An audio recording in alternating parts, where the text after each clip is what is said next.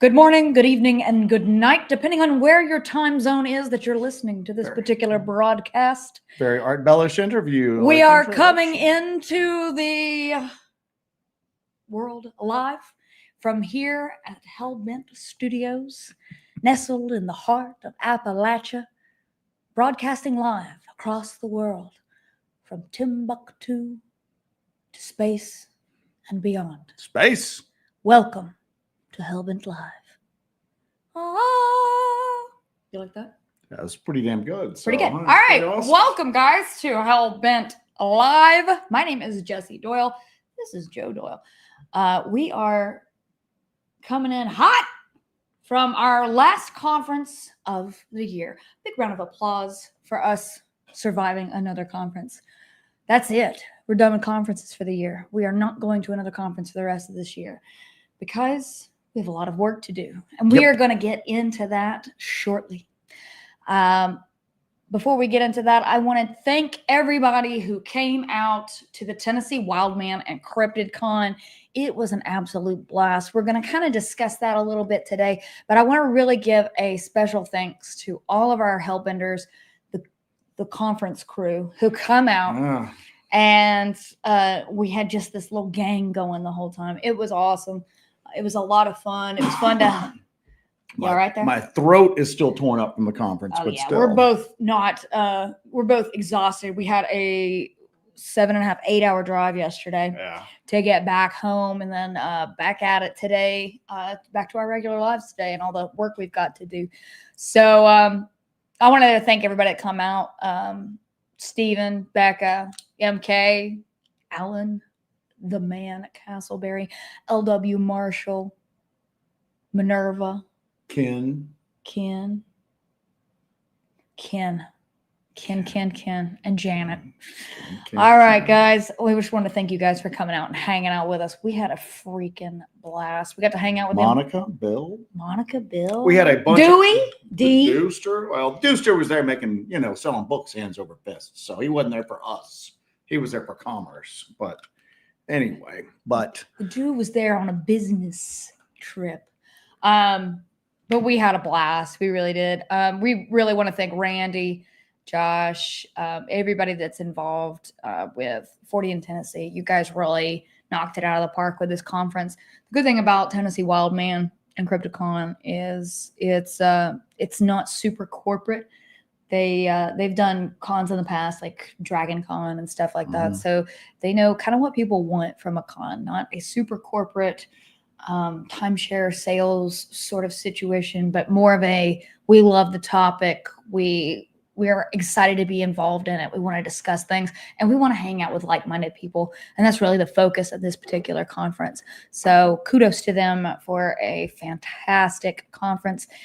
We do have something coming up with those guys that we'll discuss when we are at liberty to do so. We are at liberty to discuss it. We do have another project in the works, the 40 in Tennessee guys, that we are super excited about. It's going to be somewhat groundbreaking, as things tend to be around the Hellbent Holler.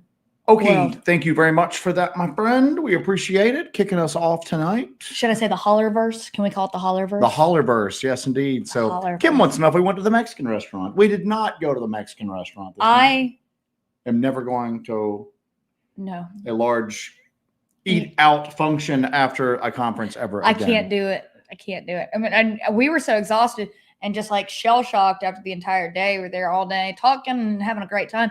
I was like, Joe, let's just hit McDonald's real quick. Just sit in the truck. Let's get a cold drink and a fry. And there were 500 people in line at the McDonald's. Yeah, so a bag of Bucky's turkey jerky it was. It is not good when we go out to eat with a large group of people, because one of the quickest ways to get on our bad side is to be rude to the wait staff. Oh, last year. No year. names mentioned, but we're not putting ourselves through that ever again. Pyromedic said he saw the rock on a guy's live. Yeah, people were. And he lived to tell the tale. We were going to try to live stream, but it was busy. It was busy. This was about twice as busy as it was last year at this conference. And what's cool is, it's like Jesse said, a lot of conferences, it's people from TV, and they're all very nice people. Don't get me wrong. But there are a lot of people that are just on TV and they play the role and everything like that, but they're really not into the subject, you know. And you see people come up and kind of talk to them, and they're just like, oh, yes, the Bigfoot. That's what they do. Yes, yes. But this is all like legit, like researchers. It's all like people that are like. I want to take a minute and a second to brag on MK Davis after this. But yeah, y'all can say whatever you want about MK Davis. I really don't give a damn. That's one cool cat. I'm telling you right now. That's the coolest dude I've ever met. I understand. Everybody's got like concerns about the Bluff Creek massacre. I'll tell you one thing, you sit and talk to him for a while, you're going to start kind of questioning what you've always thought. But I'm telling you right now, MK Davis, how cool is MK Davis? We hung out and talked to MK Davis. Totally rad person. Like totally. And I was sleeping on MK Davis. I'm going to admit it right now. I had no idea of the level of intellect that MK Davis has. It's freaky. The mind is a labyrinth for that man. I just what I did just now. What I was doing trying to talk to MK Davis. I was flabbergasted. I was flabbergasted. MK Davis. Anybody can say whatever they want to about him. I understand that, but I'll tell you one thing. I didn't necessarily agree with him on a lot of stuff going into this conversation. I think I'm a better person after sitting there and talking to him for a couple of hours. As far as the Bigfoot subject goes, you should never shut people out of the conversation just because you disagree with maybe one theory that they have. And I don't even know if I disagree with the theories now, to be honest with you. Yeah. But I'm telling you right now, MK Davis, cool as hell. Rad. Super rad. Frighteningly smart. Okay. Frighteningly intelligent. And I don't say that about a lot of people, but I don't really feel like outclassed a lot when I talk to people, because I'm as smart as I think I am. But MK Davis was damn, dude. Literally, that was just that dude's got it. That dude's got it going on. So everybody's names are still their YouTube handles and not their regular names. Sorry, guys. Don't know what to do about that. That's happening with a bunch of live streams right now. Yeah, I saw somebody else's was like that too. I don't know. Janet, thank you so much for that. Janet. Thank you. Damn it, Janet. I love you. So anyway, the conference, let's talk about the conference a little bit. The coolest part about these conferences, well, I'm gonna change it. Normally, the coolest part about these conferences is not meeting the other speakers, and it's just really not. I'm sorry, it's not for me, and I don't think it is for you either. It's meeting the people that come there, and the people that are like enthusiastic about it, and like meeting like the researchers who haven't been on the Travel Channel yet or anything like that, but just live and eat and breathe this stuff. They're just so into it. It's amazing. So that's cool. But this time I had a really good time talking to some of the other speakers. MK Davis, Chester Moore. We really had a good time talking to some of the other people there. And it was just really cool. I'm going to tell you right now, I can't say enough nice things about Tennessee Wildman and CryptidCon. And it's growing every year. Within a couple of years, that's going to be one of the biggest conferences out there. I can tell you that right now. That was just everybody that was there just had nothing but positive things to say about the event. And this isn't a commercial for it. I'm just saying, I Are you in the pocket of Big Wild Man? I am in the pocket of Big Wild Man. I was there at one point. I just had this moment, you have these like epiphanies that hit you. And I just looked around and I was just going, this conference that I'm witnessing right now, I mean, obviously they have to make money at it because otherwise they can't continue to produce it. Okay. There has to be a certain level of commerce going there. The vendors have to be able to make money. The people selling food have got to be able to make money. And that's cool. That's understandable. But I stood there and I looked around and I was just watching how everybody interacted. Okay. Roger from Squatch and Hollers across from us. We had Coonbo on one side of us. MK was a couple tables down. And I just looked around and I just saw such great conversations that were going on right now. Yeah. Two-way conversations between the people that were speaking and the people that were attending. And just this exchange of information. And I saw whatever they were talking to about to MK, he's writing stuff down, looking at the person nodding. So it was very much a chance to kind of come in and not just listen to people talk, but come in and like speak with them and have a conversation with them. We honestly, if we didn't do this conference, we would not have made the connections we've made with a number of witnesses. We have a lot of huge, ambitious projects coming up over the next 9 or 10 months. And that's kind of what this show is about today, is us kind of talking about us moving into season. Stuff we wouldn't have met. I met people over this past weekend that I would have never would have never had the opportunity to have face-to-face interactions with if it wasn't for this, because a lot of people don't reach out. They're not going to reach out. And it's so much easier for them to get a feel for you as well. When they come to your table, they greet you, and there's going to be a big difference. And I will tell you this as well. And it's the same thing with how you treat your server. Somebody comes up to my table, I'm not going to be like, yeah, okay, yeah, excuse me. Hi, nice to meet you. $10 for an autograph. Okay, thanks. I don't think we're ever selling anything again at these conferences. Skiff away. Nope.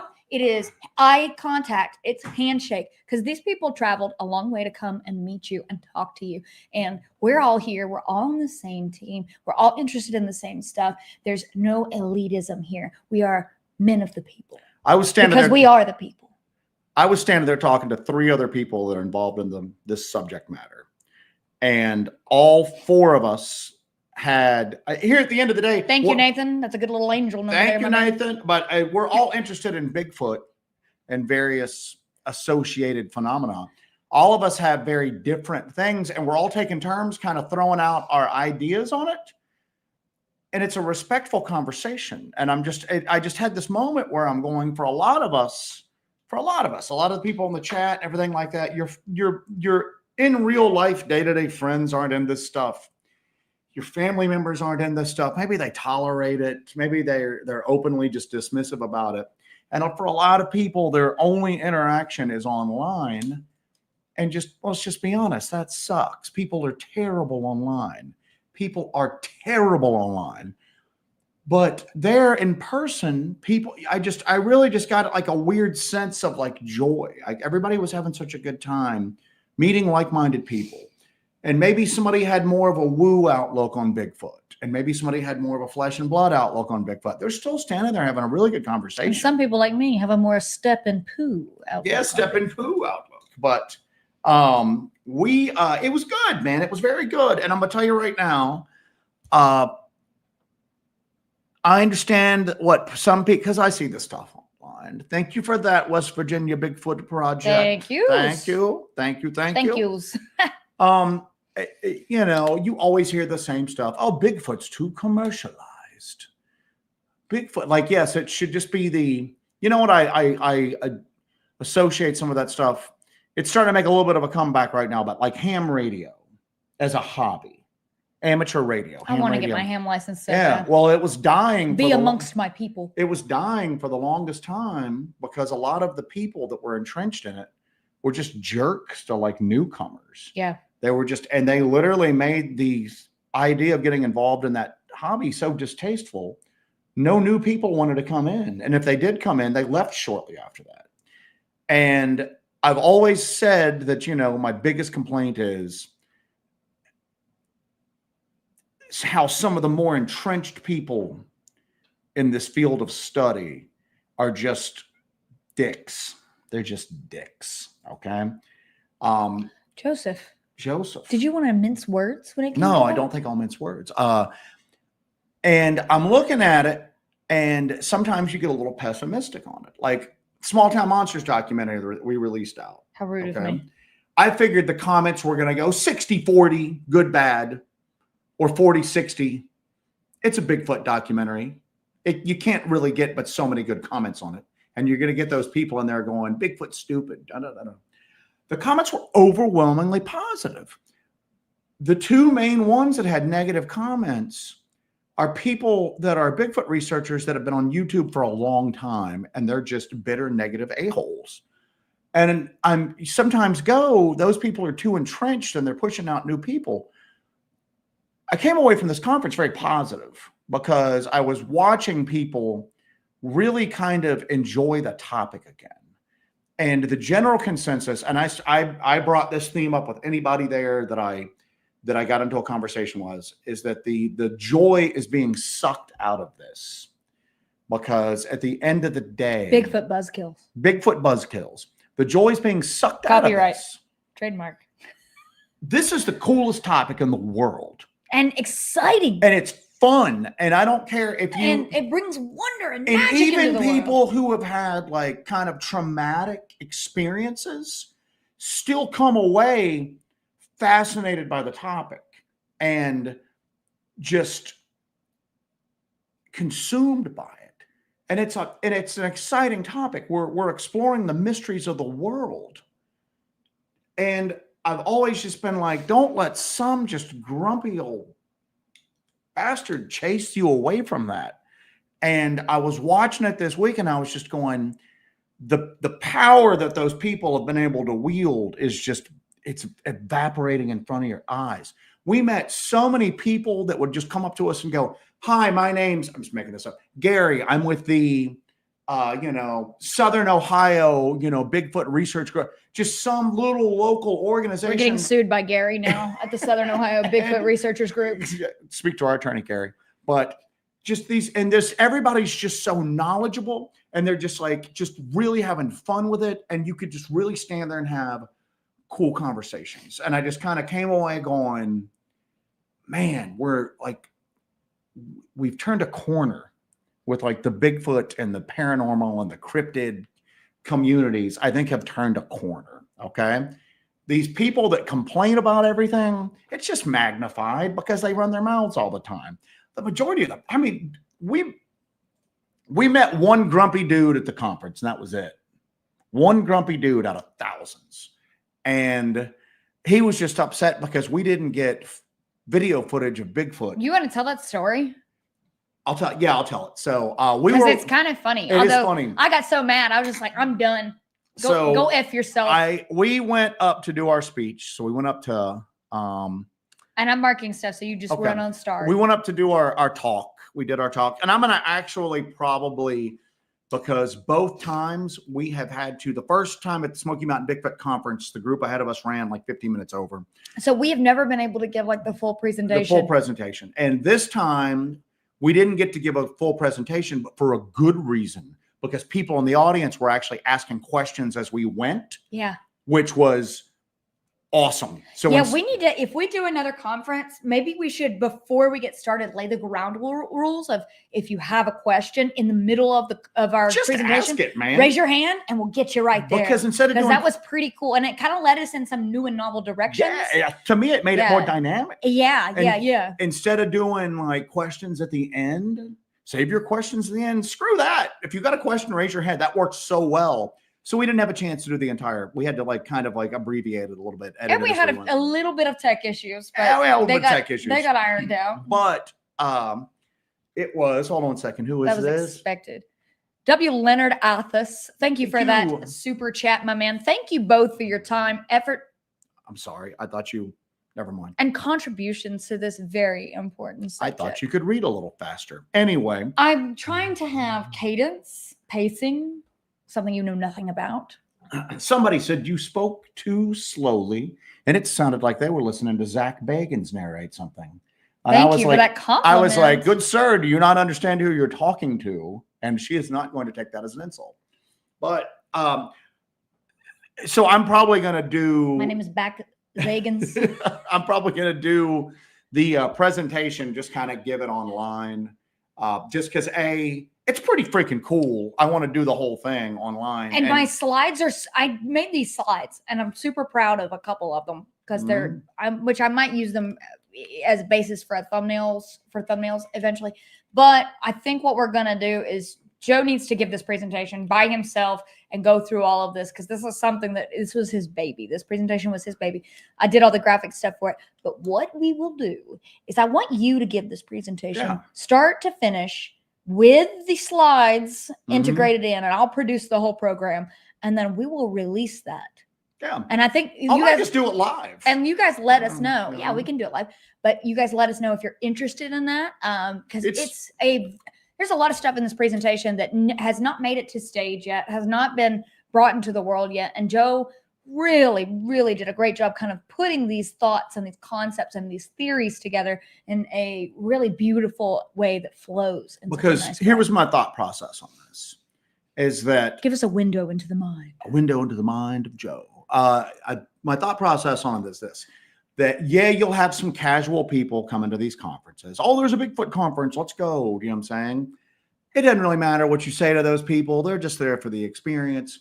Most of the people that are there are deep into this subject. Some people are just there for the Mexican street corn in a cup. Yeah. So I heard it was good, but go on. Continue. So it's a lot of these presentations just end up being a collection of encounters. And it's cool to hear that, but there's this thing called the internet, and you can go on the internet and listen to encounter stories whenever you want to. And you can do that in the comfort and privacy of your own home and pause them when you want to and restart them when you want to. So I wanted to do something different. I wanted to go, okay, fine. You guys are interested in Bigfoot. We're two people that have been for several years now, pretty much consumed with the actual like boots on the ground investigation into these topics. So let's kind of tell you some of the stuff we've learned. But the most important thing to me at this point is that you see people give up hope. You see people kind of burn themselves out on the subject and drift away from the subject because they don't think it's real because there's no Bigfoot body produced. And a big part of my presentation was, why haven't we found it yet? And it's twofold on that. A, it's found every day. People find it or it finds people every day. This subject is at a continual process of discovery because new people who have never even thought about Bigfoot at all, have encounters pretty damn near every day. And the other thing too is why can't we find it officially? Why can't we get that official smoking gun evidence? It ain't that easy. And we take you through why it's really not that far-fetched for something like this to stay hidden and even thrive and remain hidden.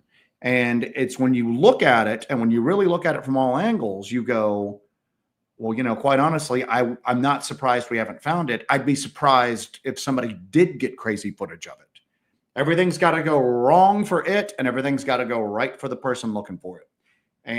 But at the same token, that doesn't mean it ain't going to happen. It's improbable. It's not impossible. But improbable things happen all of the time, every single day. Unlikely things happen every damn day. So it was, I think it's a really cool presentation. Just ask Pocket Jesus. Just ask Pocket Jesus. Jesse found several Pocket Jesuses, and I had a blast with my Pocket Jesuses. She just carried them with her all weekend, the Pocket Jesuses. So now the Pocket Jesuses now have been integrated into all the weird little things I carry around. So I do have one. I have to pause you for one moment. Ahead. Curtis, don't hurt us. Curtis Whitaker, my man. Thank you, my dude. Curtis, reach out to us. We've asked him. Gmail. We ask you He's every a difficult man. We want He's to hard to nail do something down. Special for you because you're such an awesome supporter of this, and we appreciate you. Curtis needs a we need to move beyond just us saying thank you. We need to demonstrate our gratitude towards you materially. So please reach out to us. I want to design you a custom shirt, Curtis. I'm damn right, Curtis. You're gonna have something nobody else has just because you're such an awesome dude. Thank you, Curtis. Leave that up for a few minutes. It's Curtis, let Curtis get his moment in the sun. So we were up there. Curtis is the sun. Curtis is the sun. We were up there doing our presentation, and some dude came up to our table. MK was manning our table while we were there. Not MK Davis, the MK Ultra. The other, and we have MK met MK, which we'll also get to later. But we did a photo. MK from the documentary was manning our table, and some dude came up just bitching about us. Oh, I was gonna give my piece pissed of me off. They pissed me off. Oh, And MK's like, why? And he goes, because somebody told me that was a great documentary and I needed to watch it. And then I watched it and they didn't get footage of Bigfoot. So MK wasted my life. Yeah, I wasted an hour and how long? 42 minutes? Oh, it's an hour and 42 minutes. Right hour and 42 minutes of my life. And I was kind of fired up at this point. I was fired up with I think he fired 2 rounds into the ceiling. I was energized, and then all of that energy turned to belligerence on my part. And I was like, well, where is he? And he's like, well, I don't know. He's here somewhere. So then MK goes outside, our MK, and runs into the guy again. The guy comes up going, you didn't tell him what I said, did you? And MK's like, yeah, I did. I told him what you said, blah, blah, blah. So we did our presentation. Only negative thing we heard all day long. So we gave our presentation. We got off stage. We were going back to the table. And was it at the round table we ran into him? It was after the round table discussion at the end we ran into him. It was because I had to run back and so the conference is over. We got to go back and pack up. And we get off stage. This guy's standing there and he goes, hey, I want to talk to you guys. And we're like, real quick, man, we're in a hurry. Got to get back to our table. Got to pack up. Because last time we did this, we got waylaid by people, and poor the Dooster and D had to babysit our table until we got there. Throw our stuff in the cart. They like 2 brave little soldiers just stayed there and guarded our table until we got in. The night watchman. So we're kind of begging off from this dude, and then he goes, well, I stopped by your table and I let your friend know I was upset. And I'm like, you're the dude. You son of a... Go ahead, Jesse. I'm going to stand here and talk to this guy for a Well, he's just babbling about how he's pissed off about the whole thing. And I was like, and I was already mad because I'd already been fired up from earlier because apparently he's just walking around just telling everybody how bad we suck, how crappy we are. But I was like, what do you want from me? Well, you didn't get a video of Bigfoot. It's like, yeah, me and everybody else, you telling everybody else how much they suck? No, but I got great vocalizations. What do you want me to do? Stay home until I walk out one day and say, today's the day. I guess I'll just record the Bigfoot today. But I literally just unloaded and just debated this dude there on the floor and was just like, did you listen to anything about my presentation? Yeah, well, but what? Why are you not out getting, well, I can't do it. Guess what? You and most of the population. Okay. There's very few people out here legit looking for Bigfoot that are able to pursue it, have the ability to film it. All of this stuff. There's not that many people. If it's that important to you, maybe you should become one of those people. Give us a hand out here. Well, I just don't understand why you guys didn't get footage of it. And I go, because we couldn't catch up to it on foot. It went up the side of the mountain too fast. Are you saying it was going through portals? And I'm going, did I say anything? Did anybody say anything about portals? It was moving too quickly. Well, I don't see how that's possible. Welcome to the world of Bigfoot, man. For somebody who is so demanding of footage, you seem to have a pretty tenuous grasp on what these things apparently are capable of doing.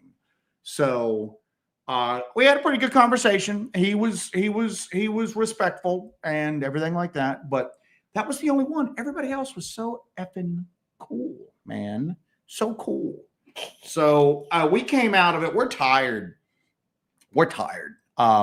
It's been between CryptidCon, Smoky Mountain Bigfoot Conference, this, and then the documentary. We're tired. But give us I'm tired, boss. Give us a couple of days. Give us just a couple of days to get some rest. Well, I've got some unreleased footage coming up for members this week. Unreleased Morris Mountain, Monster on Morris Mountain, unreleased footage. Tons of stuff that came out that did not come out in the doc. It ended up on the cutting room floor. I released that rock video to members before I left for Wildman, but this week I'm releasing a clip of a strange tree structure that we found. Joseph, myself, and MK Ultra found a very strange X-patterned tree structure out behind Yates Place, and also a small tree that looks like it was the root of a tree that was shoved upside down on the ground. But I'm going to put that out for members this week so you guys can see that cut scene from the monster. Here's the deal. We could have done a whole documentary just on tree structures that we found. Yeah, and I got a couple of scenes. You've got very experienced outdoorsmen like our witness and like MK who are talking about strange tree structures. When we got down to the point of like compiling all the footage and cutting the documentary, did you have any tree structure stuff in there? Hardly. I mean, we could have had literally a full doc of just that, but we figured that we didn't need to include it because the other stuff was just too cool. Yeah. And we were trying to keep it from being 4 hours long. And it's hard to kind of, the tree structure stuff can be way too circumstantial. It can be, and it's debatable. It's debatable. So, and unless you have insight into it, I think I have a better understanding nowadays of why some of it's weird. But guess what? Some of it just falls that way. Right. I still stand by that. Miranda, we just wanted to include that hot and heavy evidence. Miranda wants to know when the beanies will be in the shop. So I'm working on a whole new release in the shop. I'm going to work on getting some winter items, new hoodies. Miranda, do you need any more Hellbent Holler logo merchandise, like clothing though? I just have a feeling Miranda's whole closet is just nothing but. She's the Ned Flanders of Hellbent Holler. I don't get that rep. I know who Ned Flanders is, but how does that mean in this? If you go to Ned Flanders' closet, you open it up. It's that green sweater. It's the same outfit over and over again, but he has multiples of the same outfit. I see. But it's all Hellbent Holler. It's it's like a cult. Marcus Aurelius, our man, says, "Don't let one a-hole ruin the hundreds of positive people supporting you every day." Oh, it didn't ruin me. It was. But I want to do some cool. Let me not finish this. Let me finish this thing. I have a bunch of cool designs. I have some cool occult and esoteric designs that I am going to be doing as well. So I will let you all know. I've got, before it gets cold and cool, we will have all of that cool stuff. I'm actually going to order a sample on my beanie stuff in the next week. So that's the end for the merch update. No, and that dude didn't ruin it in the slightest. To be honest with you, it was necessary to highlight.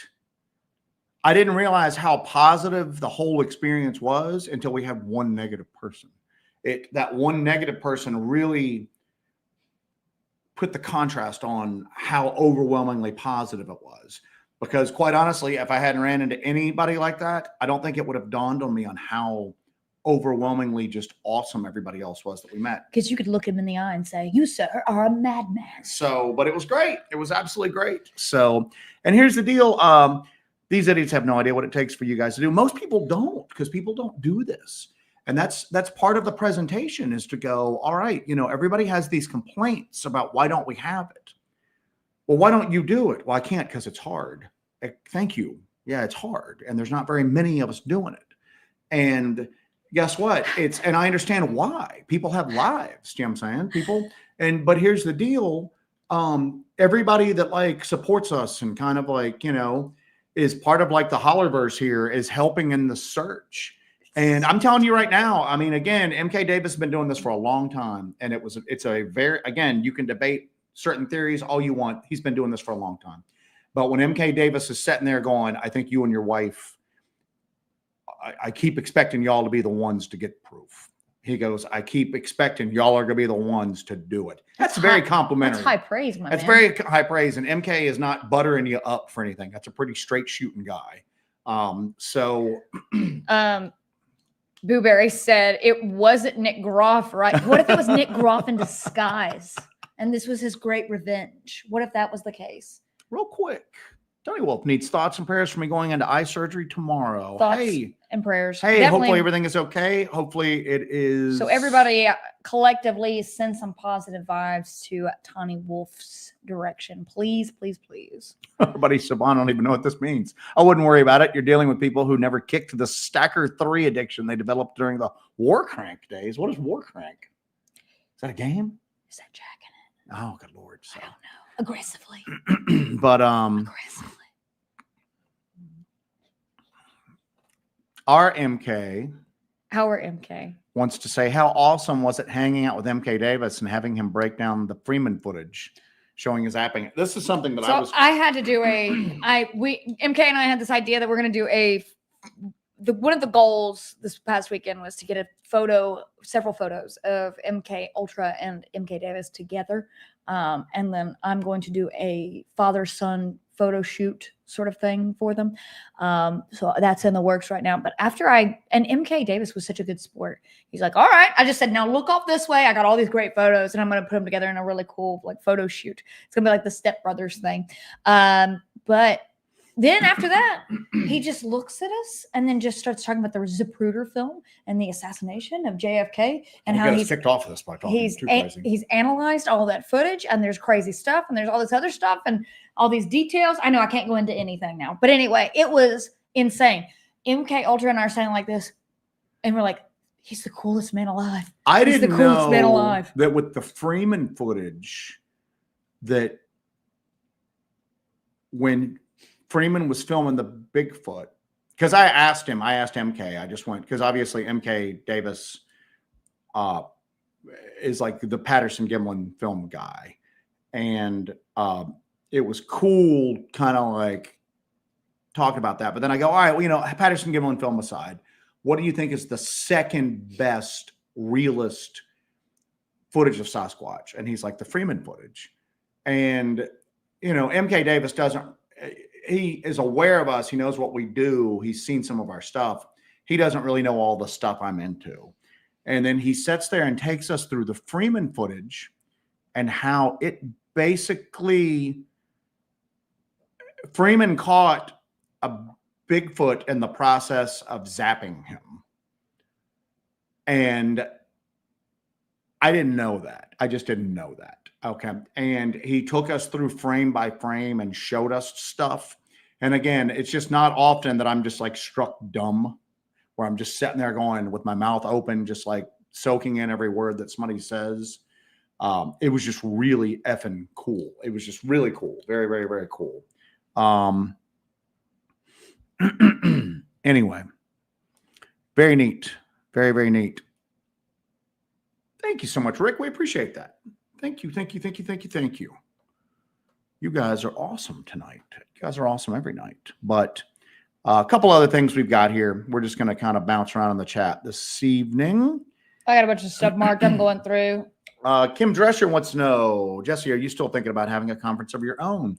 We have bandied the idea about. We're going to do something. At some point. We're definitely, before we do a full-scale conference of any kind, we are definitely having some kind of Hellbender meetup, because at the end of the weekend, we were so bummed that we had to walk away from everybody, that we all had to go our separate directions, because we had such a cool gang. Everybody had a blast. And then if we did a meetup, we could have more of you there.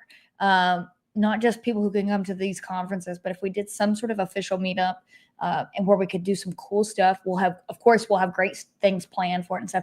That's kind of something we're rolling around. It's an idea we're rolling around right now. So that is going to be in the future. Before a full-scale conference, we will do a Hellbender meetup and kind of, summer camp activity thing. That would be freaking amazing. Our buddy Pyromedic wants to know if we checked the views on the documentary. Joseph, lately. I have not checked the views. Check those beautiful doc numbers. Ooh. Tell me, gimme. Hold on a second. Gimme. So it's been out a week. 1 week. Well, it's slightly more than a week. It was a week at 2 p.m. yesterday. So. You're coming up on 164,000 views. Not too shabby. 164? 164,000. But here's the deal. Here's what's important about this doc, is that the Small Town Monsters documentary that we released is that there's like well over 1,000 comments on it. It is a breathing discussion. It's a living, breathing discussion on this documentary. It is not something that came out and then there's like 100 comments and then it just dies. There's conversation going on and there is discussion going on. I can't tell you how many people walked up and told us that they had like seen it. And then even more people after we spoke, I guess, watched it while they were at the conference on their phones and were coming up going, I just watched this. But it's cool because there's discussion going on. after it. There's discussion going on after that. It is kind of, I think, showing people that it's not, the Bigfoot world is just not embedded in the past. It's not just people saying 5 years ago I had this encounter. Yes. It's not just stories. It was current. It's current. We got that audio. MK sent that audio from our witness. Well, I think it was 2 or 3 weeks after it had been recorded. So this was an active case. Yeah. We were up there as soon as we could get up there, like right there the next day after that. And that's what's amazing about it. It's not in past tense. It's not we're talking about a historical event or something in the past. We're talking about something in the present. It was active. It was live. It was kinetic. And we went after it and eventually juiced it down. I'm going to say this, though. As we were talking to MK, and I don't want this, you know what? It can't be the MK Davis show. I don't care. Talking to MK Davis, and I was just going for MK Davis to have such a breadth of knowledge and so many years in this and such expertise and still be willing to sit there and maintain an open mind and have a conversation. That's when I went, this is where. And he's also been the subject of massive scrutiny and attacks and everything like that. And he keeps on trucking. And still, but I mean, and again, we didn't agree on everything, but just there was a conversation. And I'm going, there are people out there with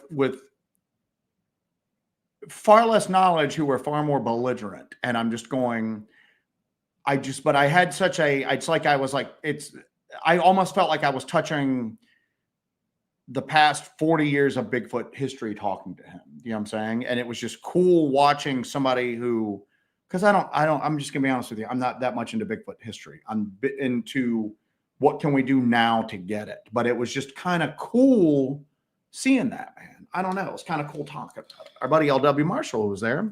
It's difficult work, but nobody has inspired us like the two of you. And then Amber goes, just want to say I love the recent documentary. Y'all's marriage appears rock solid, and it's refreshing to see y'all's positivity together. Thank you very much. It's a war every day. Every day I just wake up ready for combat. I wake up ready for combat. Because you're married to the little warlord. Mr. Drive-By Trucker, did you release little Genghis Khan. Baby Patton, remember? Baby Patton. Did you release Jennifer from Purgatory? No, I don't even. Never. I don't even know if I could find Jennifer too. Upon principle, Jennifer is perma-banned. So, overlanding, cryptid, paranormal. How do you guys choose locations to research? Do you go based off reports or geography? We have a varied approach to how we do that, depending on kind of what we're looking for and what we're looking to do. Sometimes we get reports and that's what sends us in a direction. Sometimes we find an area that looks promising and then we go into non-traditional sources to see if anything has happened in this area. So you kind of start from different points. You find an area that geographically we're like, okay, this looks like something. It's remote. It's got all of these factors. Now let's see if anything's happened here. And then sometimes we get reports and we're like, we had no idea this area existed. Let's go from this report and go there. So it all depends on kind of where we're starting from. But we're always in the process of looking at new areas, scouting new areas, and we keep a number of research areas on a rotation. We've got North Georgia. We've got the dark corner of South Carolina. We've got an area, the Laughing Beast area, which we haven't really been to in a long time because it's too dangerous to go down there, even for us, and Uwaris. So, we kind of keep a lot of stuff rotating around. Blackthorn. But we're always kind of looking for those new spots. And that's how we kind of found Blackthorn too. It's kind of just continuously looking for those new areas, but looking and starting from different. I do want to say this. How do I phrase this? Remember, you need several elements in order to have Bigfoot reports. And a lot of people base their research efforts off a history of reports in a certain area, a pattern of activity. And that's important. Don't get me wrong. Something's there at that point, but don't dismiss those areas near you that are remote or maybe cut off or whatever. That, again, to have a Bigfoot report, there's got to be a Bigfoot. Somebody saw it and you need somebody to report it to, and that report needs to make its way public. The guy that I was like kind of semi-debating after the roundtable that was upset with us about our documentary, part of his thing is why are you all out there at night? most sightings take place during the day. And I go, that's not indicative of when most of the activity is.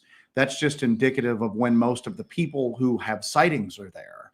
And obviously, it is much easier to have a sighting during the daytime because conditions are optimal for having a sighting. Most people are not running around with thermal imagers and night vision like we are.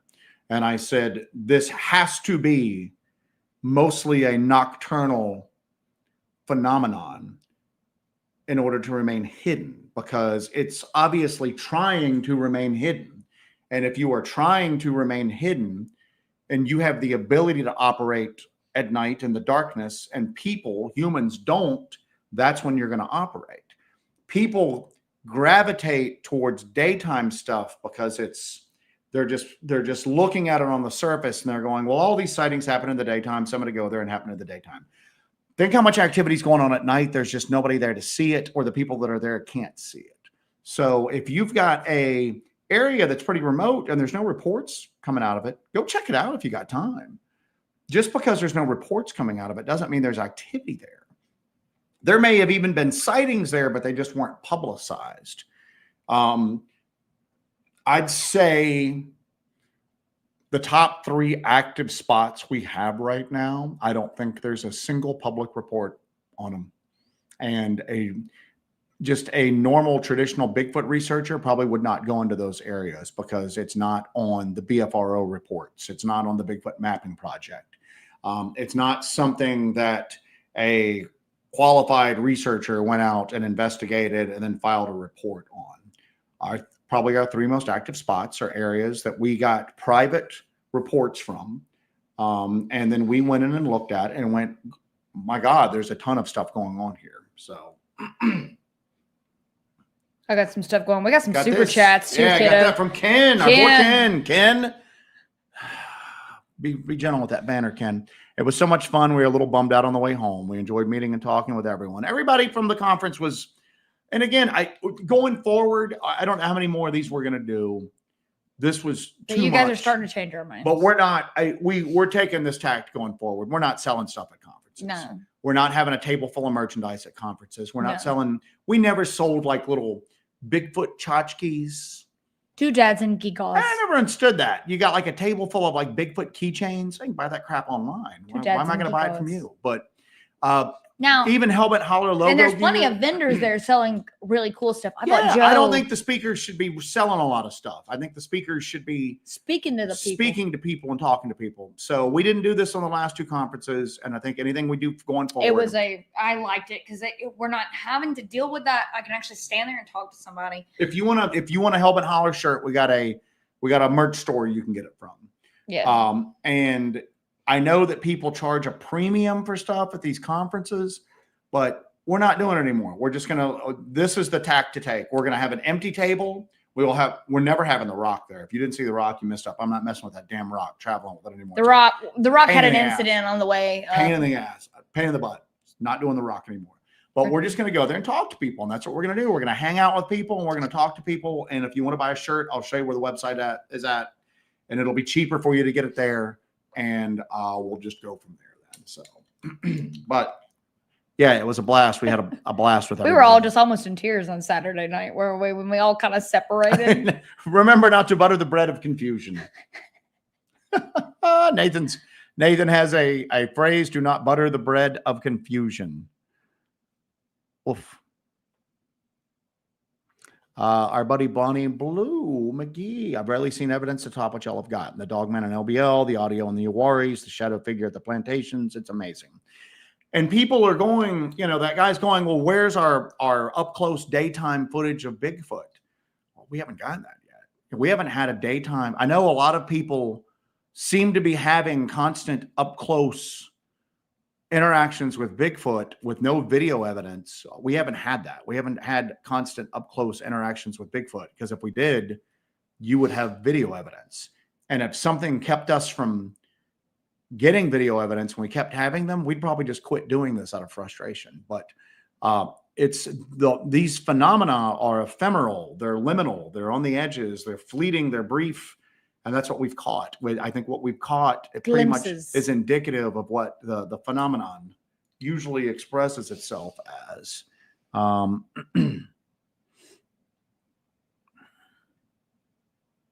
The Rock is getting too demanding. The Rock is getting too demanding. The Rock took a tumble in the back of the truck. I don't know what this is for with cave drawings. I don't know what the... There is a second part to that as well. There is a second part to that. Okay.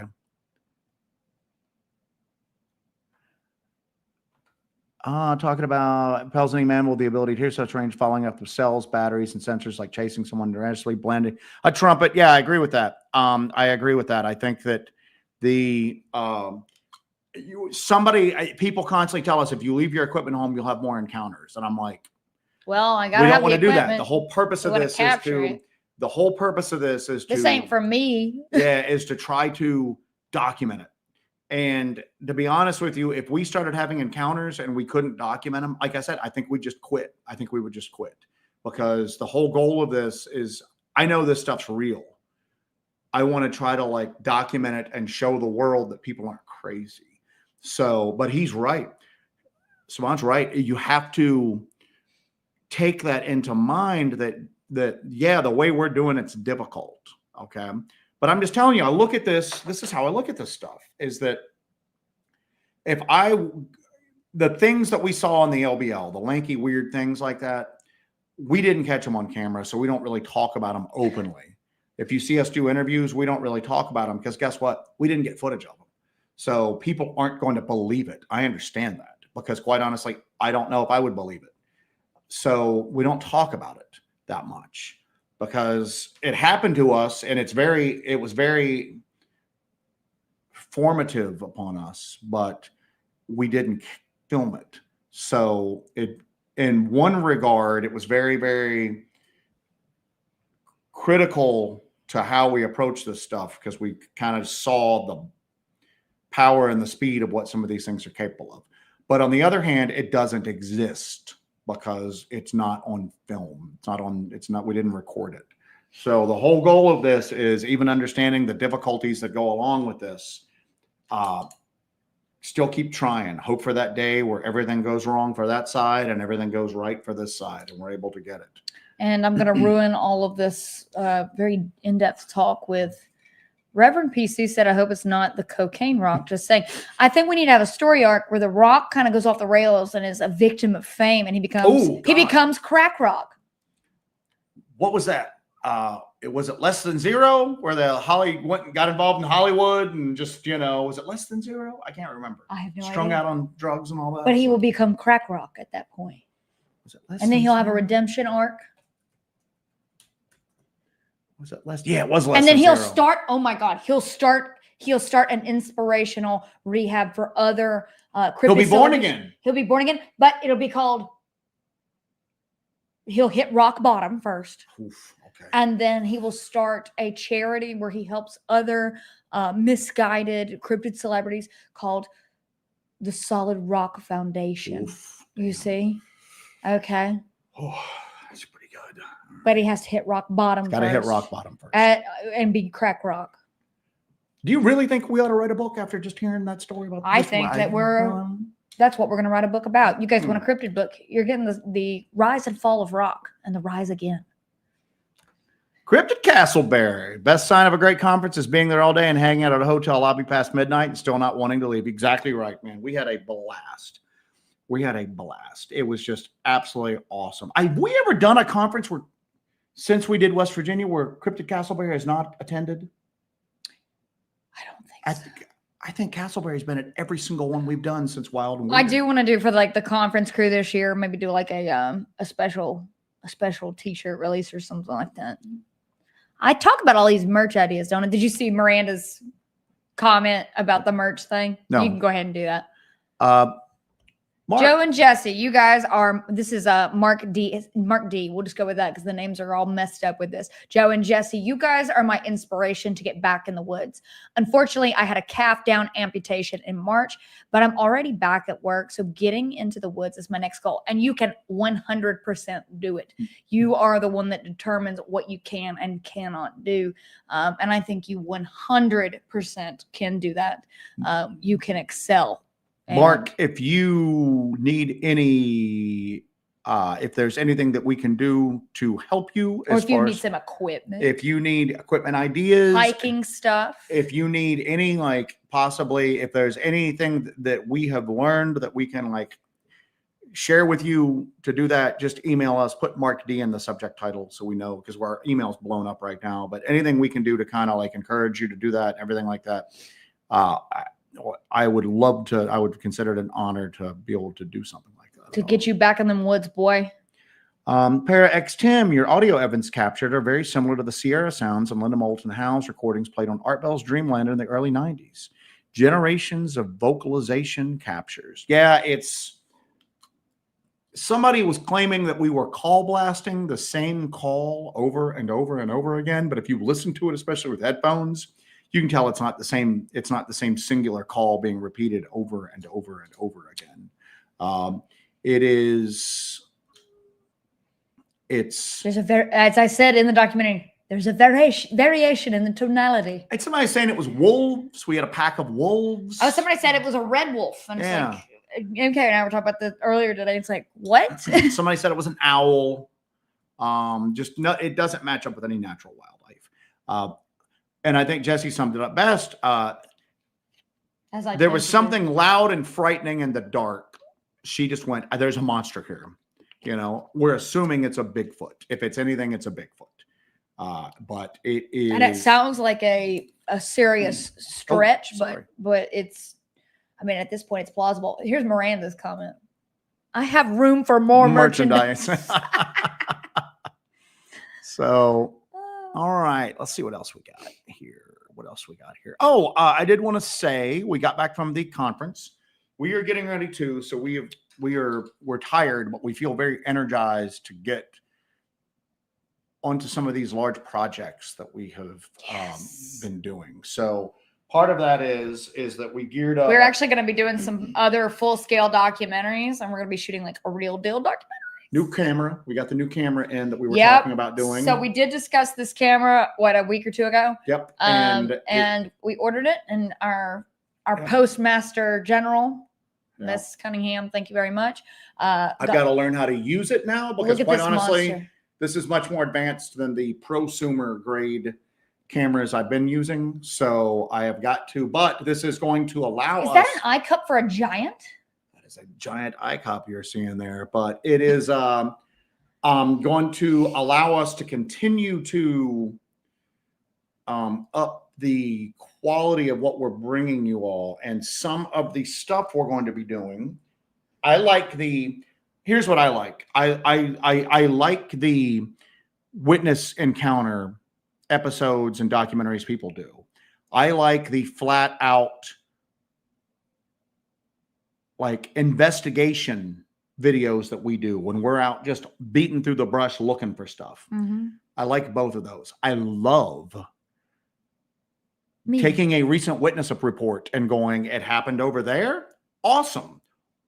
Thank you for your time and thank you for sharing what you experienced. And now we're going to go look for it.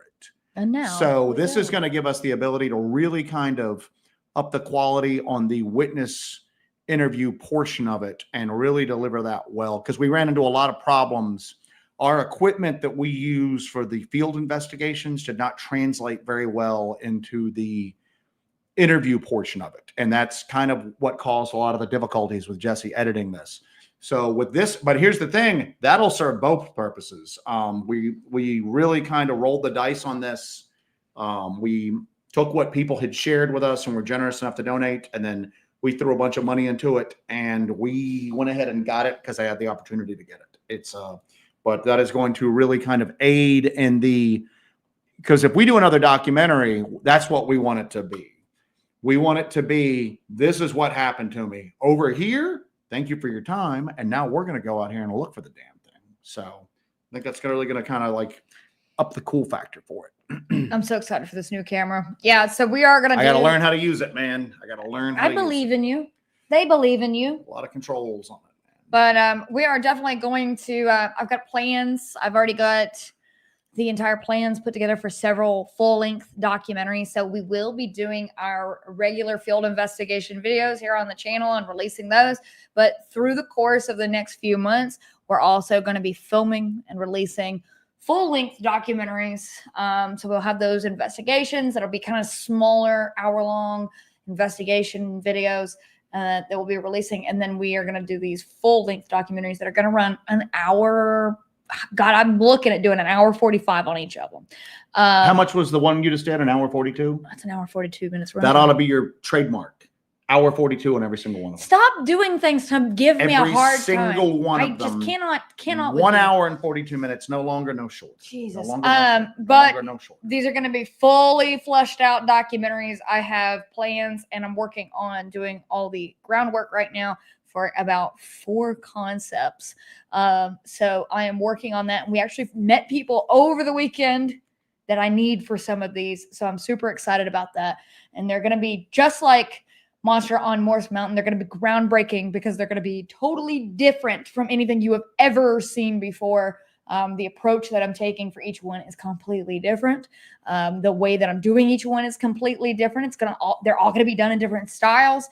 And I'm so excited to bring my crazy autistic movie freak ideas into the equation. So I'm really excited about that. We got a huge one that we'll be filming in November that MK is coming on board for. That is going to be the most dangerous investigation we have ever done. Well, right up there with that is another very dangerous investigation that we are already laying the people are always like, you need to take more people with you. And I'm always just like, well, the more people you add, it seems to be the less likely your chances of experiencing something weird. For a couple of these, though, the risk factor is so high, we are going to have to take a few people in there with us. If nothing else, in one case, just to help carry the equipment that we're going to need. So you might actually see an outing with 5 or 6 people involved with it. So another 3 or 4 people supporting us in this and taking part in it. So it's pretty cool. Our buddy Sam Burton, who is actually in the chat tonight, usually he says hello and then his internet drops off. Bigfoot was seen near Exhibition Bigfoot, which is a museum. Is it Expedition Bigfoot? I'm sorry, Expedition Bigfoot in Blue Ridge, Georgia last week. Exhibitionist Bigfoot would be kind of cool. That's 3 sightings in that area this summer. Ace and I are headed that way soon. I wanted to wait until October, but Sam Burton is going to be on the chase with Ace the Wonder Dog. But so what I find interesting is once the Expedition Bigfoot Museum, and it has no relation to the show, it predates the show. It's a great museum if you've ever been there. I think we stop anytime we're going by there, or even if it's like 40 minutes off of our trek, we go there, and we have been through it time and time again. And you know what? Didn't tick me off, but we got recognized at the Kroger when we went to Seawood Manor. We got recognized in a grocery store parking lot just a couple of weeks ago. And a gun store. We've got recognized at a guns. We've been recognized at a Mexican restaurant. We've had people recognize us in public. Every time we go to Expedition Bigfoot, nobody knows who in the hell we are. Everybody's just like, oh, that's just some other schmuck. They'll know when I try to steal that turd. So, I'm gonna have, you know what it's gonna be. They'll know when I try to steal that turd. It's gonna be national treasure. But check it out. National treasure, but for the turd. It's not, I'm going to steal the Declaration of Independence.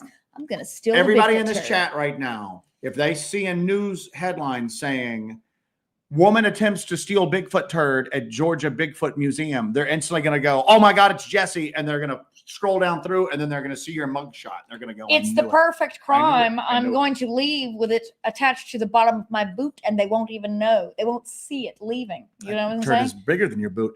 I'll charm them with this and walk out with the turd on the boot. The thing I find interesting about the Expedition Bigfoot Museum is very good. Once it opened in that area, Bigfoot sightings increased in that area. And a lot of people went, well, it's because people have Bigfoot on the brain and they're just making stuff afterwards. And I'm going, no, I don't think that's the case. I think it's one of 2 things. Either it made the topic more acceptable to discuss and people felt more comfortable reporting what they were seeing, or the simple fact that Bigfoot was now on people's minds more often. Is there some sort of tulpa or like egregore effect where people are, their intent on Bigfoot is possibly causing more Bigfoot activity? And that's a whole nother kettle of fish. But Sam, you get out there, my man. Let us know when you're going. So, buddy Michael Tovar, thank you for the start of Michael. New Bigfoot season. Thanks, Jesse and Joe. Yep, I gotta, like I said, please be careful with that, for the love of God. Be very careful with this camera, but I got to learn how to use it. There's so many buttons on it. Look how pretty. I was messing with it before we came on. How nice it is. And I'm just like, all right, I don't know what any of this does. But I'm a doctor of cinematography, as you all know, and it is not beyond me on what that camera does. But thank you for that, Michael. We appreciate it, my friend. It's great too. Is the footage that comes out of that camera is so, I mean, it's phenomenal. We looked at a bunch of different videos on it and everything, and the footage is professional. Yeah, it's so beautiful. I'm excited to edit some of that footage and get it out there. It's so exciting. So, sorry for the strange. If nothing else, someone else has to carry the belly fed. That's a death wish job. Sarge goes, Jesse hasn't stepped in enough poo. Why does she need the museum turd? Because the museum turd is, quite honestly, it's magnificent. It belongs in my museum. It belongs in Jesse's museum. So I'm going to steal the Bigfoot turd. You know what? Now that I've proclaimed this, I've announced this, I've announced my crime to the public, my conspiracy, my turd conspiracy. They're going to have my photo on the wall, but not for the reason that I want it on the wall. Yeah. They'll be like, look, be on the lookout for this turd thief. Should we end the show? We might be getting kind of turd snatcher. Anyway. Oh, that'll look like a good poop joke. Yeah, Castleberry just said y'all need to have y'all's pics added to the wall at Expedition Big. We should bring our pictures in and just stick them up ourselves. Find out what frames they're using and just put them in there and see how long it is before anybody recognizes that it's there. You know who is up there though? JC Johnson of Cryptid Four Corners. Man, R.I.P. my man. R.I.P. JC Johnson. I'm sad we could not ever meet JC in person and Mike Green. JC Johnson's awesome. Very cool guy. When we first started doing this stuff publicly, Jesse had posted on Facebook, and that picture's not even up anymore. Posted like a map with one of our GPSs, and like she had like a compass on there. And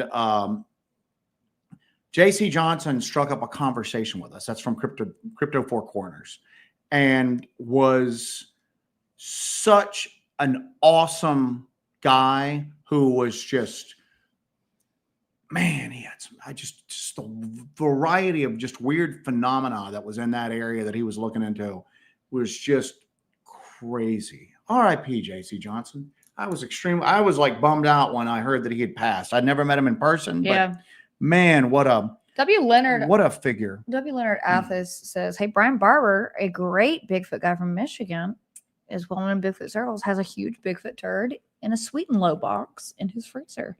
He might be willing to part with part of the turd. What's he got, a turd knife? Is he going to just cut a hunk off, mail it to you?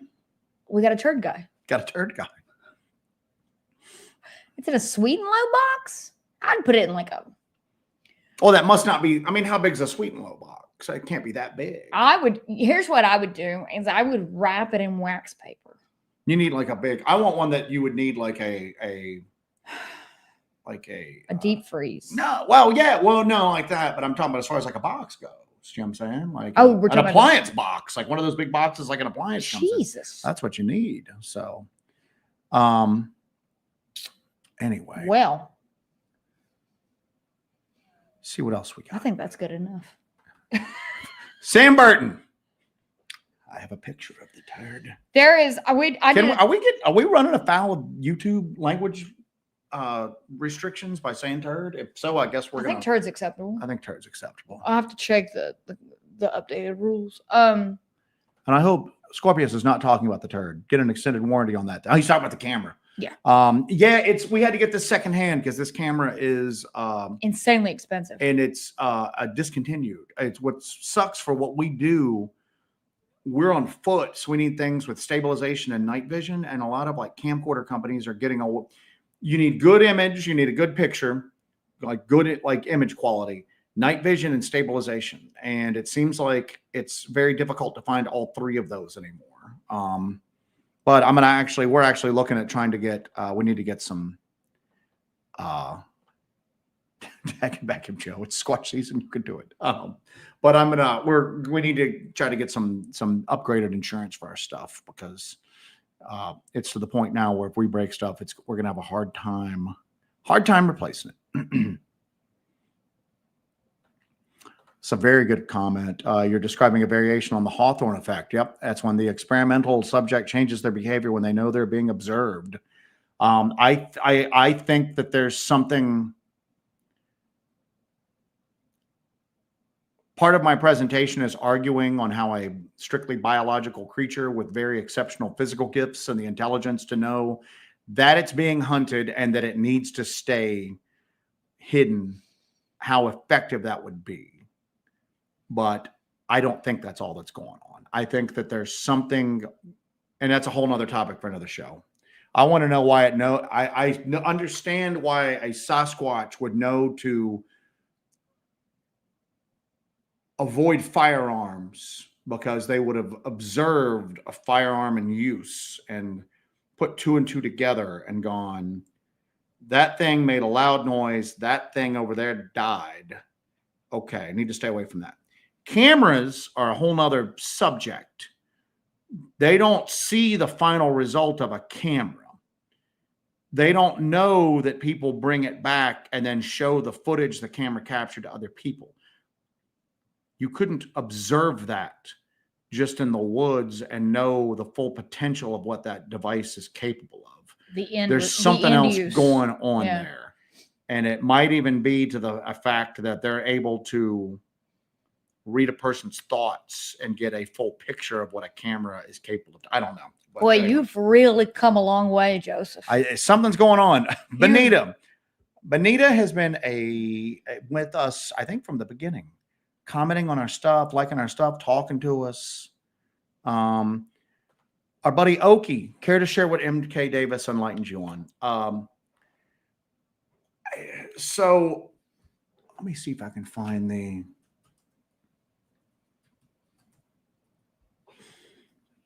One second. So I didn't know. I'm familiar with the Freeman footage. I have a problem that we're pretty obsessed with getting out there and documenting this stuff. So a lot of times I am not a Bigfoot historian. I'm not big on Bigfoot trivia. I don't know what color, Roger Patterson's shirt was the day that they filmed the Patterson-Gimlin film. I look at it and I just go, I will quickly look at something and go, is there anything that we can apply to what we do right now and better our chances at documenting this stuff? And if the answer, and depending on how that goes, that's what I focus on. That's what Jesse focuses on. And it's just, so but unfortunately, sometimes you don't know what you don't know.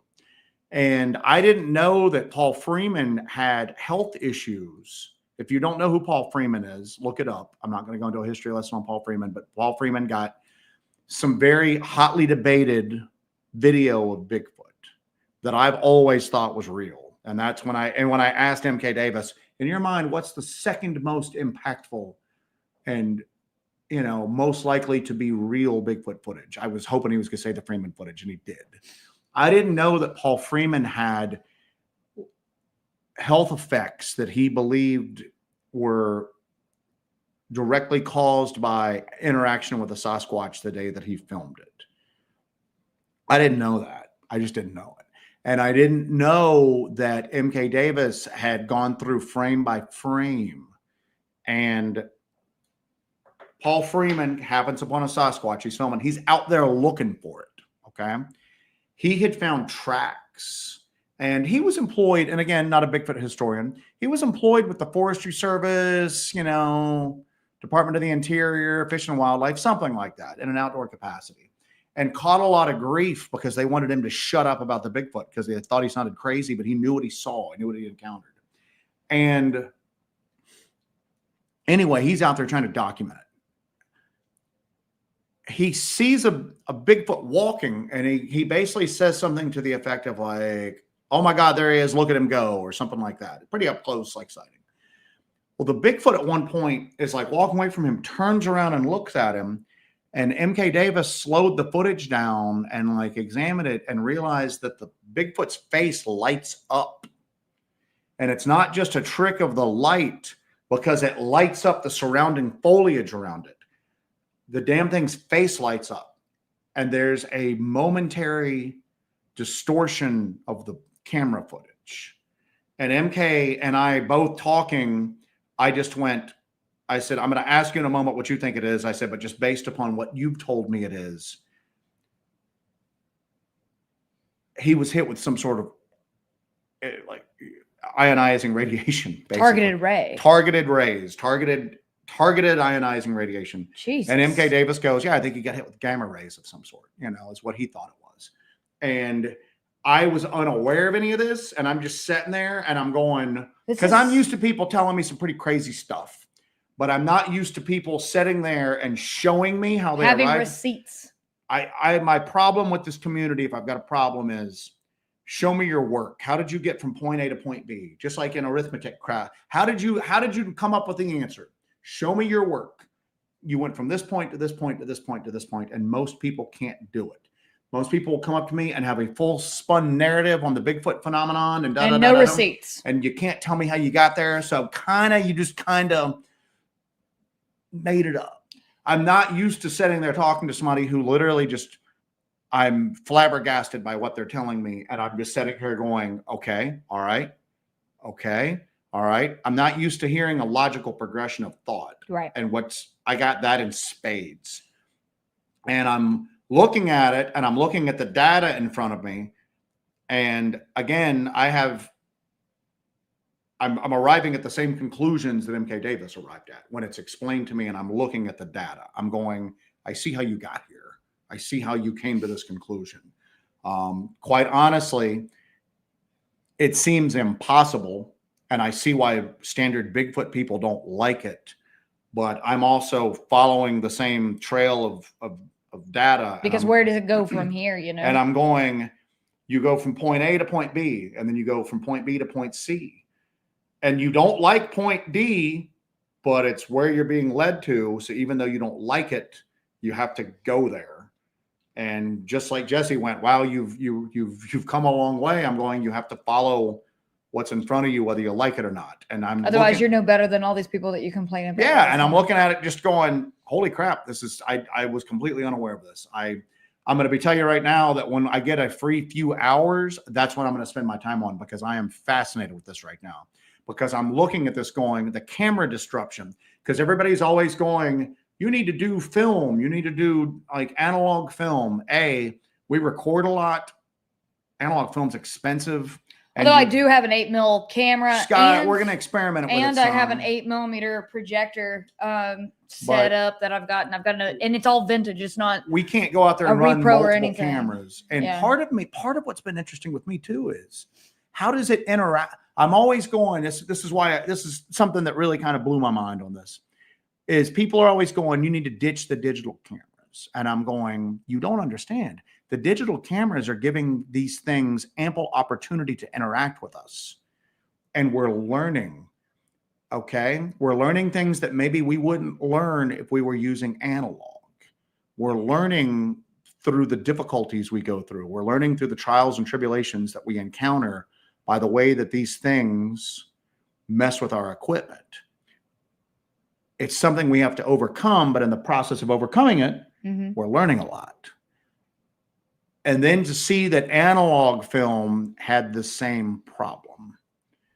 And I'm just going, for me, and hopefully you guys see where I'm going to with this. I literally was just sitting there going, holy crap. Wow. Okay. Wow. How did it happen here? And why did it not happen with Patterson-Gimlin? Sarge has one. Real science is following the evidence, not generating a theory and working to support it. Because Patterson-Gimlin, that's also what Paul Freeman was in, like Washington State. Because then I'm even going, I can't even say that, well, they encountered a mundane one out west and the ones in the South are weird. obviously there's weirdness going on the West Coast, and I'm just looking at it going, if this had happened to me the way it happened to Paul Freeman, I would walk away with the same conclusions that MK Davis drew. Very weird. Very, very weird.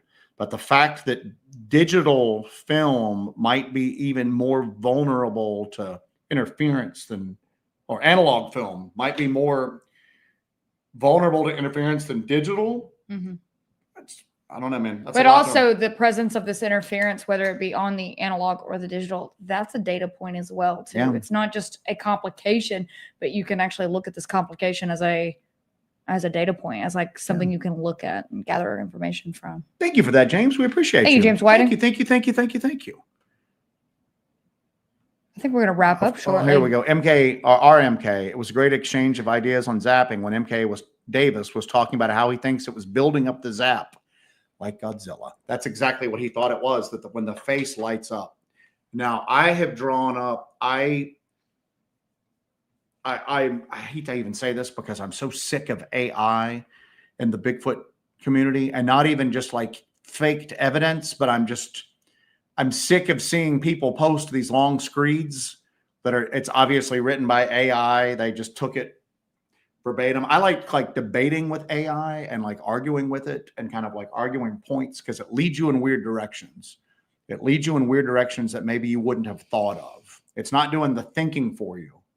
Don't ever let AI do your thinking, because it's real apparent to the rest of us when you're doing that. Okay? This is a really, really good one. But I drew up a thing where I was going, give me some possible like evolutionary explanations that are not impossible, but you use it to explore an idea. Yeah, and we came up with something the way that a flesh and blood, warm-blooded vertebrate could possibly generate electromagnetism like an electric eel could, and how would it be able to direct it? And it was really interesting to kind of go through.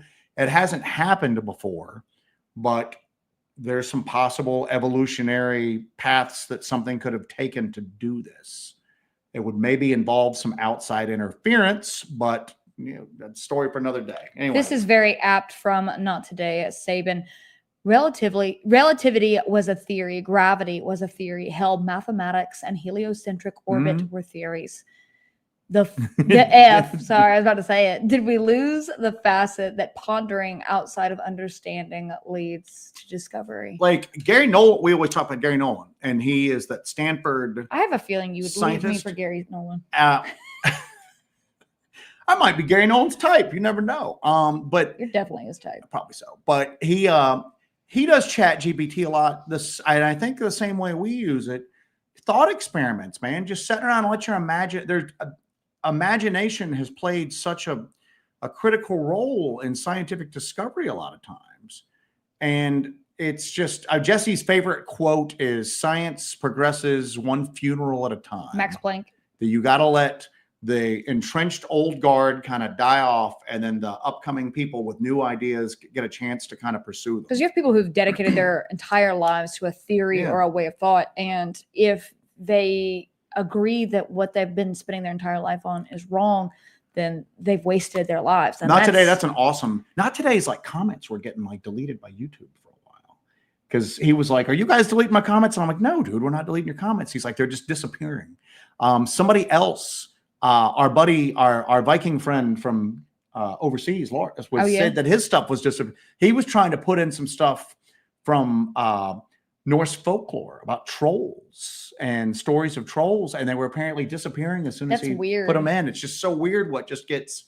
Is it random? Is it just weird AI triggering, or is there like filters that are put into place to sometimes go, hey, we don't want this conversation going on? No quantum thought, no trolls. No quantum thought, no trolls. Bigfoot Michigan Rob, great show. Thanks. Thank you for popping in, Rob. I'm just throwing that up without commentary. Anyway. Anyway, so here's where we're going to. This was kind of an all over the place show tonight. We had a lot of crap we wanted to discuss.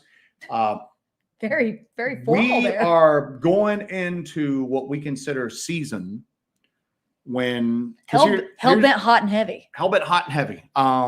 The foliage is going to be dying off. It's going to be cold. Those thermal images are going to be popping. We are not going to have a bunch of insect interference. We went out a couple nights we're still doing, real quick side note, people asked about the long duration audio recorder project that I've talked about in the past.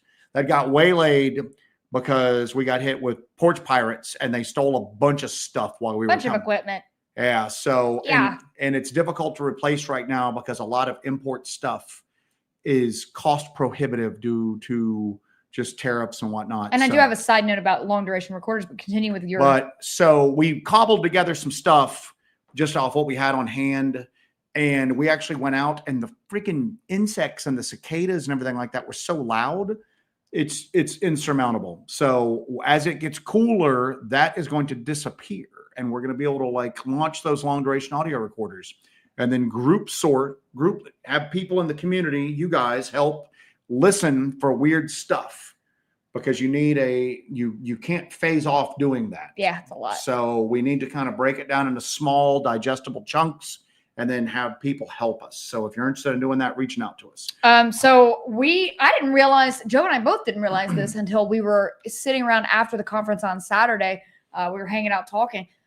Totally forgot that during the process of filming Monster on Morris Mountain, we actually put out a long duration audio recorder. We put it out there, filmed the whole process of putting it out there, how we placed it, how we set it up. We left it out there for an extended period of time. It was actually near the site where that couple that we did that interview with discovered that kill site, and where MK theorized that they are using the pine logs as sort of a refuse disposal system. We put a long duration recorder out there and left it for an extended period of time, filmed putting it out there, filmed picking it up. We did not include that in the documentary. We haven't even listened to it yet. We haven't even listened to the audio at all. So we have unchecked out Monster on Morris Mountain audio, and it was at Morris Mountain. I don't even know which is what's crazy. We totally forgot this existed at all because it was such a run and gun shoot for the whole thing, and investigation for the whole thing. So that's out there. That's on my computer. So we're trying to figure out if we might do that as a members project where we might have chunks that people listen to see if they hear anything in it or what we're going to do. But that is something that we haven't even cracked the lid on. I want to throw this up real quick because Henry's out like all the time. Henry is like hardcore. When Henry says something like this, I will pay attention to it. The Bigfoot can see cam lights. There's something going on. So these Bigfoot are not dumb or retarded. They're very smart. I agree with you on that. This is really interesting. We're seeing more on the roads because our cars are very quiet compared to like 1950 to 2000. That's a damn good, insightful thing that's never even possibly occurred to me before. I wonder if, because I almost got hit by a hybrid the other day. Because you didn't hear it coming. I didn't hear it coming. I wonder if there's any sort of, if that's something that people that collect and just organize data from witness reports. Were you driving an electric vehicle? I wonder if we're going to start to see patterns kind of like just become apparent. Because they just got that little whir. Yeah, that's weird. Or will the electromagnetic... A lot to unpack with that, Henry. Good comment. Comment of the night right there. Comment of the night that did not involve turds right there. So... Second best comment. There you go. Pyro's just this. I'm way behind, but Pyro is right. Freeman goes, there he goes. Julie Bug says you guys still use the Psionics Pro. Yes, and we're actually we have met a awesome set of people who grew up around Brown Mountain and around that area, and we're gonna make a little connection with them, and we're going to finish this Brown Mountain Lights project that we've had working. We are also going to, because hopefully with no people on various substances emerging from the woods. So our equipment schedule now is that we had to kind of put this camera to the forefront with the anticipation of doing some more in-depth documentary type releases. So one audio thing after this, And then probably we need to add another thermal in because we lost our other thermal due to weather, even though it's supposed to be rainproof. That's probably going to need to get it. But then night vision technology, digital night vision technology is really going in leaps and bounds right now. And Goshawk, I don't know if he's on here. He sent me some stuff on it. It's expensive, but it's good. And the psionics is going to be still useful, but it ain't gonna be the latest and greatest. You know what I'm saying? The cutting edge digital stuff that's out right now, unless Psionics releases something new, is gonna be something we need to look at. So just plant that little seed in your head there. Seed. Like a little seed in the old brain. All right. Thank you, South Force. We appreciate you. How are we feeling? How are we feeling about this? We good? We're feeling good. We're feeling good. We're energized up. We're gonna get some rest tonight because we have been just going, and I'm working on our schedule and our whole plan. Oh, yes. I've got to get back to you. Your last email went to spam. I found it today, and I was at work. So yes, we will get in touch with you. I apologize about that. We have been. I went to look for it. I didn't think you'd responded, and then I found it in the spam folder today. So yes. So in blah, blah, blah. Wait, they can detect cameras, but not an EV? Pondering, laughing. We have no idea. I have no clue. Don't know. That's what I was finishing with. These are just thought experiments. Is that maybe quieter internal combustion engines, but like an electric vehicle, that's where I was going to with that. Or will there be fewer with electric vehicles? I don't know. I'm gonna be honest with you. Other than knowing this conversation pisses me off. This conversation takes me all over the place. So anyway, all right, we're wrapping it up, folks. All right, guys. We appreciate y'all. Thank you for joining us.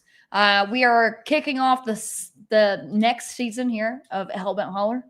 Right now, season whatever. Not like a show season, but I'm saying we gotta do that. We ought to do. No, seasons. We're not. Hard and heavy. 8 episodes. You don't see us for a year. 8 episodes. You don't see us for another year. That's what the professionals do. 8 episodes, but then you start going, they've had plastic surgery done. Look at them. Like I saw the It's Always Sunny people. I haven't watched that in a while. Oh, I thought you were talking about something else. That was a loaded comment, no, Joseph. I'm not going into that yet. No. Okay. Oof.